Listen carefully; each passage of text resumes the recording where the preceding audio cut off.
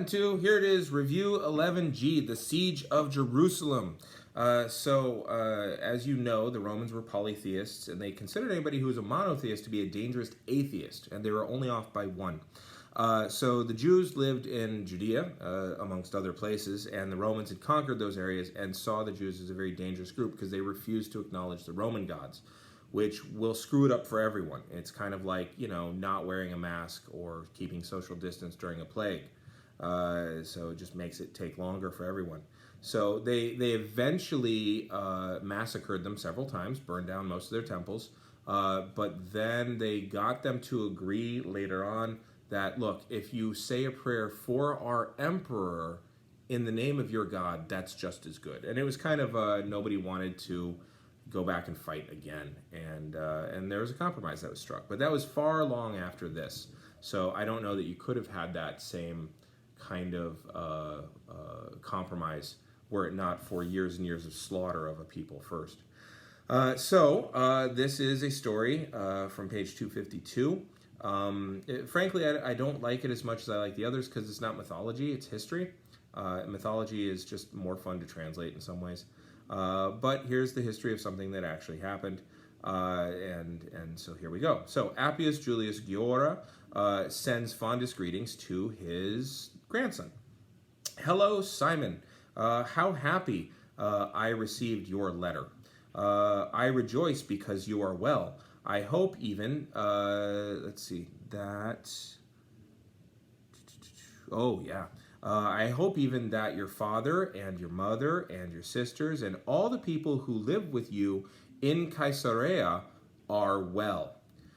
I don't like this sentence because valere, I think, quite frankly, should be at the very end of that sentence, and then you'd see the et as working with accusatives. But, you can do it. It's just, I think it's bad grammar. In your letter, you were asking me, many questions about Jerusalem having been besieged by Emperor Titus. It is difficult for me to recall these very sad things, but because you wish to learn everything, as that famous poet once said, although the mind is horrified to remember, and the morning flees away, I shall begin. So what he's saying, and although the mourning as in, I'm sad, although the mind flees because of the mourning, I shall begin. And what he's doing is he's saying that famous poet. Now, I don't remember who that famous poet was, but everybody back then would have known who that famous poet was. It would be kind of like if I said something like, as that famous singer once said, at last my love has come to pass. Everybody would be, oh, okay, I know who you're talking about. It's that kind of a thing. So that is line 6. How we, let's see. This is a long sentence. So how we, 50 years ago,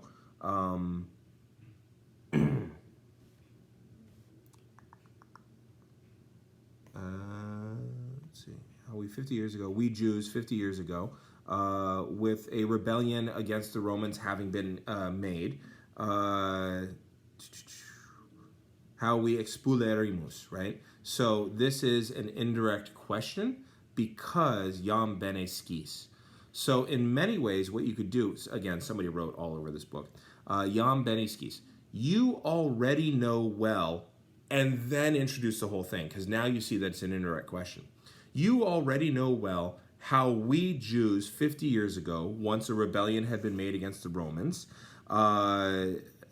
drove out, expulerimus, Gessius Florius, that very bad, or that worst procurator, so the governor, that worst governor of Judea, out of the city Jerusalem. Okay, so you already know how we drove that guy out once we'd rebelled.